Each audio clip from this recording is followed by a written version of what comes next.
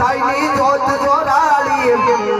એ આપણા બધાયના લાજની રાખણ પાર હોયાની એ ધીરલી પીઠળ ભાગલી વાળી